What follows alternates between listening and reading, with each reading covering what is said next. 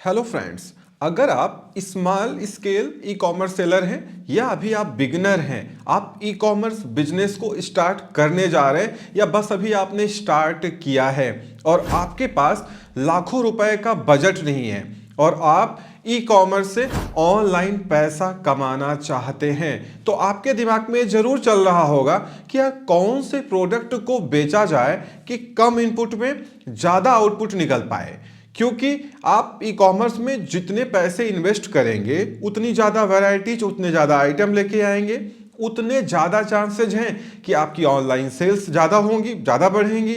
मैं ये नहीं कहता कि आप अमेजोन, फ्लिपकार्ट बेचो, कहीं बेचो, आप कहीं पे भी ई कॉमर्स करो। ई कॉमर्स का मतलब ये नहीं होता है कि आप फ्लिपकार्ट पे बेच रहे हो, आप अमेजोन पे बेच रहे हो, ठीक है, ये तो एक ई कॉमर्स मार्केट प्लेसेस हैं जो इंडिया में पॉपुलर हैं, आप बेचो इस पे। बट आप अपनी वेबसाइट बना के, अपना शॉपिफाई पे स्टोर क्रिएट करके, या आप कहीं से ड्रॉप शिपिंग करा रहे हैं, कुछ भी करके ई कॉमर्स कर सकते हैं। तो अगर आपके पास उतना बजट नहीं है तो आपको जरूर अब फोकस करना चाहिए कि कौन से आइटम बेचे जाएं कि कम से कम में ज़्यादा से ज़्यादा मिल पाए।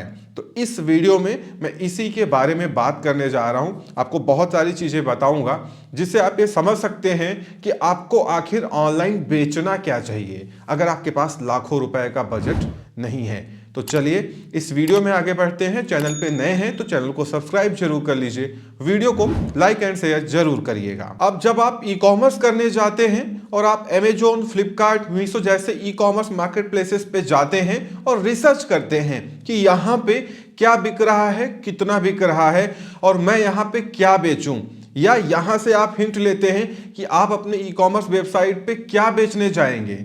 मान लीजिए अभी आपने स्टार्ट किया है, अभी आपने सिर्फ ई कॉमर्स वेबसाइट बनाई है, उस पर ट्रैफिक भी नहीं आ रही, आपको ऐड चलाने पड़ रहे हैं, तो फिर क्या बेचना है। देखिए होता यह है कि अगर आप वो प्रोडक्ट्स बेचने चले गए जो ऑलरेडी बड़े ब्रांड्स बेच रहे हैं, मान लीजिए आपको लगा कि चलो फिलिप्स के प्रोडक्ट बेचते हैं, आपने फिलिप्स के प्रोडक्ट उठा लिया, फॉर एग्जांपल आप फिलिप्स के ट्रिमर बेचने चले गए और मे भी आपको फिलिप्स से ब्रांड अथॉराइजेशन लेटर भी मिल गया हो, रीसेलिंग लेटर मिल गया हो कि आप मेरे ब्रांड को बेच सकते हो, फिर भी बहुत ज्यादा चांसेस हैं कि आप फेल हो जाओगे। फिलिप्स के प्रोडक्ट आप नहीं बेच पाओगे अगर आप स्मॉल स्केल सेलर हो। क्यों? क्योंकि फिलिप्स के प्रोडक्ट ऑलरेडी ये जो बड़े ई कॉमर्स मार्केट प्लेसेस हैं, इनके जो अपने ब्रांड्स हैं वो खुद बेच रहे हैं। फिलिप्स भी अपनी वेबसाइट पे अपने प्रोडक्ट बेच रही है, या जो बड़े सेलर्स हैं जिनके पास करोड़ों रुपए का टर्नओवर आ रहा है वो बेच रहे हैं। अब आप फिलिप्स का प्रोडक्ट बेचने जाओगे तो क्या आपको लगता है कि आप उनको कंपटीशन दे पाओगे? क्या आप वो प्राइस दे पाओगे जो प्राइस वो दे रहे हैं? क्या आप fastest delivery, same day delivery दे पाओगे इंडिया के सारे स्टेट्स में जो वो दे रहे हैं? नहीं दे पाओगे। तो फिर क्या आप बेचोगे? आप फिलिप्स ही नहीं, आप जितने बड़े ब्रांड्स हैं उठा लीजिए, उनको तो आपको बेचना ही नहीं है, अदरवाइज तो फिर आप चल नहीं पाओगे। और अभी मैंने रिसेंट में एक वीडियो भी बनाई थी जहां मैंने आपको बताया था कि क्या बूम कर रहा है ई कॉमर्स में। तो ई कॉमर्स में इस समय एक ही चीज बूम कर रही है, that is FMCG products, fast moving consumer goods. ये बहुत ज्यादा बूम कर रहे हैं।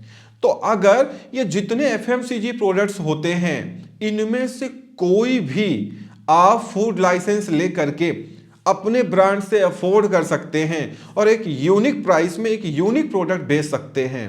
यकीन मानिए अगर आपके प्रोडक्ट टेस्टी हैं, उसमें दम है, ज़्यादा चांसेस है आप चल सकते हैं। बट अगर आपके पास उतना भी बजट नहीं है कि आप एक एफएमसीजी प्रोडक्ट को मैन्युफैक्चर कर पाओ, अपने घर से बना पाओ, तो फिर आपको कुछ आर्ट एंड क्राफ्ट सप्लाईज वाले प्रोडक्ट या हैंड क्राफ्टेड प्रोडक्ट की तरफ जाने चाहिए। क्योंकि होता क्या है कि स्मॉल स्केल सेलर्स को आगे निकलने की प्रोबेबिलिटी तभी ज्यादा होती है जब वो ऐसे प्रोडक्ट्स लेके आए जो कि ऑनलाइन बहुत कम लोग बेच रहे हों या उससे मिलता जुलता प्रोडक्ट कोई बेच ही नहीं रहा हो। क्योंकि जब आप कोई हैंड क्राफ्टेड प्रोडक्ट लेके आते हो या अपना कोई आर्ट एंड क्राफ्ट लेके आते हो तो ज़्यादा चांसेस हैं वो आपकी यूनिक डिजाइन होगी, वो और किसी के पास में नहीं होगी अगर आप खुद मैन्युफैक्चरर हो। अगर आप कहीं से लेके आ रहे हो तो कोशिश ये करो कि वो थोड़ा सा इंटीरियर एरिया से हो, रूरल एरिया से हो, जो ज़्यादा बड़े सेलर्स को आइटम ना दे रहा हो। ठीक है, अगर ऐसा है तो वो प्रोडक्ट जब आप बेचोगे तो ज़्यादा चांसेस हैं आपके प्रोडक्ट बिकेंगे, क्योंकि ये देखा गया है कि जो प्रोडक्ट्स इजीली ऑनलाइन अवेलेबल नहीं होते हैं, अगर उनको आप अवेलेबल करा रहे हो, या किसी रूरल एरिया का प्रोडक्ट, बहुत किसी गांव का यूनिक प्रोडक्ट है, वो आप लाके बेच रहे हो ऑनलाइन, तो ज़्यादा चांसेस है वो बिकेगा। क्योंकि जो मेट्रो सिटीज के लोग हैं उनको जो कॉमन प्रोडक्ट्स हैं वो तो हर जगह मिल जा रहे हैं, और बड़ी बड़ी कंपनीज बेच रही हैं, अच्छे रिव्यूज हैं, अच्छे रेटिंग्स हैं, हजारों प्रोडक्ट उनके बिकते हैं, तो आप वहां कहां सरवाइव कर पाओगे? आप सरवाइव तभी कर पाओगे जब आपके प्रोडक्ट्स भले ही रूरल एरिया से हों बट यूनिक हों, प्रॉपर गिफ्टिंग में लोग उसको दे रहे हों, या लोग उसको खरीद के अपने घर में रख रहे हों, अपने होम डेकोर में यूज कर रहे हों, या अपने घर के काम में ले रहे हों, तो फिर आप ज्यादा अच्छा चांस है कि चल पाओगे। या अगर आप कुछ ऐसे कॉमन प्रोडक्ट बेचने गए, मान लीजिए कोई सोनी का साउंड सिस्टम बेच रहा है, वो बेच रहा है, बड़ी कंपनी है, अपना उसका प्राइस है, बेच रहा है, अब आपको लगता है नहीं यार मैं भी साउंड सिस्टम ही बेचूंगा कुछ भी हो जाए, तो फिर आपको बाहर के देशों से कुछ यूनिक साउंड सिस्टम्स को लेके आना पड़ेगा इंडिया में, जो कि उन प्रोडक्ट्स का जो प्राइस है, जो सोनी जैसे ब्रांड से, ऑनलाइन फिलिप्स जैसे ब्रांड बेच रहे हैं, उससे कम हो काफी, और उसकी जो साउंड क्वालिटी है वो लमसम वही हो। बात आप समझ रहे हैं? अगर आप ऐसा कर पाते हैं, जैसे लोग चाइनीज प्रोडक्ट लेके आते हैं, बेचते हैं, जो कि सस्ते होते हैं और वो मुनाफा कमाते हैं, तो फिर आप चल सकते हो। क्योंकि इंडिया में अभी 60% ऐसे लोग हैं जो प्रोडक्ट तो बड़े चाहते हैं लेकिन सस्ता वाला चाहते हैं, या यूं कहूं तो नकली वाला से काम चल जाता है उनके।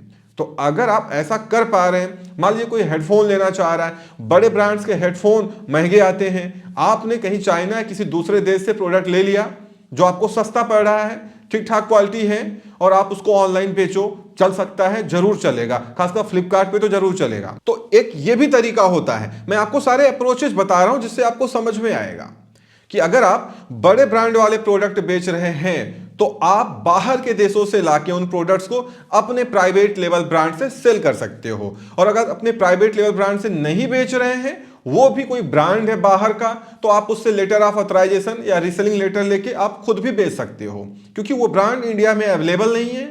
बड़े ब्रांड्स जो इंडिया में सेल कर रहे हैं वो उस ब्रांड को सेल नहीं कर रहे हैं, और आप उसको लेके आते हो, प्रोडक्ट भी सस्ता है, तो आपके चांसेस हैं ज्यादा चलने के।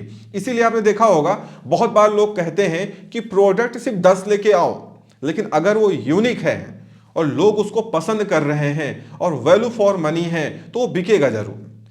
अब ऐसे क्या है कि अगर जो बड़े प्रोडक्ट्स हैं, जो बड़ी कंपनीज बेच रही हैं, उनको बेचने गए तो कोई आपको नहीं पूछेगा, तो वहां तो आपको अब जाना ही नहीं है। ज्यादा कोशिश करनी है। इंडिया में इतनी बड़ी ये कंट्री है, इतने सारे रूरल एरियाज हैं, हर जगह पे कोई नई चीज बिकती है जो कि अभी भी मेट्रो सिटीज तक नहीं पहुंच पाती है। अगर आप उसको ऑनलाइन ला रहे हैं तो आप चलेंगे। ऐसे बहुत सारे कारीगर हैं जो अपने यूनिक प्रोडक्ट बनाते हैं और वो ऑनलाइन बेचते हैं या ऑनलाइन उसको बिकवाते हैं, तो आप भी वैसे प्रोडक्ट्स को टारगेट कर सकते हो। और रही बात अमेजोन, फ्लिपकार्ट, मीशो कहां बेचे, आप हर जगह बेचिए, बट इसके साथ ही साथ आप अपने दिमाग में रखिए, भले आप अभी स्मॉल स्केल सेलर हैं, कि आगे आपको अपना भी कुछ करना है। आपको अपनी ई कॉमर्स वेबसाइट या अपना स्टोर फ्रंट भी आगे बनाना जरूर है, भले शुरुआत में ना बनाए। क्यों? क्योंकि वो आपका अपना है। ये मार्केट प्लेसेस आपके अपने नहीं है, ये अपने फायदे के लिए काम कर रहे हैं, आपके फायदे के लिए नहीं। तो इनको जहां बेनिफिट मिलेगा ये उधर चले जाएंगे। आपको अपना अगर बेनिफिट चाहिए तो धीरे धीरे आपको अपनी ब्रांडिंग को भी डेवलप करना पड़ेगा। और उसके साथ ही साथ अगर आप यूनिक प्रोडक्ट लेके आ रहे हैं और थोड़ा बहुत आप पैकिंग पे भी खर्च कर दे रहे हैं, थोड़ी स्मार्ट पैकिंग कर दे रहे हैं, अपनी ब्रांडिंग कर दे रहे हैं, तो वो आपका सोने पे सुहागा वाला काम करेगा, वो आपको और आगे लेके जाएगा। क्योंकि एक प्लेन पॉली बैग, एक प्लेन कार्टून में जो पैक करके आइटम भेजते हैं, और एक ब्रांडेड पॉली बैग खुद उसका ब्रांड का या प्रिंटेड कार्टून में जो आइटम पैक होके जाता है, उसका इंप्रेशन कस्टमर के ऊपर दूसरा पड़ता है। और साथ ही साथ अगर आपकी अपनी वेबसाइट है, वो सारी इंफॉर्मेशन आप उस पे कार्टून पे दे रहे हैं या पैकिंग पे दे रहे हैं, तो बहुत अच्छा है, इससे कस्टमर का कॉन्फिडेंस बढ़ता है। तो इस तरीके से अगर आप चलेंगे, यूनिक प्रोडक्ट्स लेके आएंगे, प्रॉपर रिसर्च करके आएंगे, तो आप चलेंगे। क्योंकि अगर कॉमन प्रोडक्ट लाके बेचने लग रहे हैं, बहुत सारे लोग बेच रहे हैं, जेनेरिक में उसके हजारों वैरायटी पड़ी पड़ी हुई है, लोग बेच रहे हैं, तो फिर आपको कौन पूछेगा। तो इसीलिए ऑनलाइन आने के पहले थोड़ा सा रिसर्च कर लीजिए कि किन प्रोडक्ट्स के साथ आपको उतरना है। अगर आप एफएमसीजी प्रोडक्ट लेके आ रहे हैं, जरूर आइए, आप अपनी ब्रांडिंग करिए, अपना ब्रांड बना के आइए। बट वो जो आप पैकिंग बेचेंगे, मान लीजिए कोई 1 केजी का पैक आप बेच रहे हैं और वही सेम आइटम 1 केजी में बड़ी कंपनियां भी बेच रही हैं, अगर आप उससे काफी सस्ते दाम में और अच्छी क्वालिटी दे रहे हैं, भले उस टक्कर की क्वालिटी नहीं है, तो लोग आपको पसंद करेंगे। क्योंकि इंडिया में अभी सारे लोग प्रीमियम नहीं हो चुके हैं, अभी भी इंडिया में बहुत सारा ऐसा क्राउड है जो कि महंगे प्रोडक्ट्स को अफोर्ड नहीं कर पाता, या अगर वो आटा दाल चावल चीनी भी खरीदने जाता है तो वो सस्ता वाला खोजता है कि यार 5 केजी हमको शुगर चाहिए, सबसे सस्ता कौन बेच रहा है। तो मेरी बात आप समझ पा रहे होंगे। तो इस वे में अगर आप चलेंगे तो ज्यादा चांसेस है कि आप जरूर चल पाएंगे। और साथ ही साथ आपको हमेशा अपने ब्रांड के ऊपर भी फोकस करना है, किसी दूसरे ई कॉमर्स मार्केटप्लेस या ब्रांड पे डिपेंड नहीं होना है, तो आप लॉन्ग टर्म तक चलने वाले हैं। तो ये अप्रोच आप अपनाइए, इससे आपको फायदा जरूर देखने को मिलेगा और आप अपने ई कॉमर्स बिजनेस को डेफिनेटली ग्रो कर पाएंगे। तो इस वीडियो में इतना ही, उम्मीद करता हूं वीडियो पसंद आई होगी। Thank you so much for watching.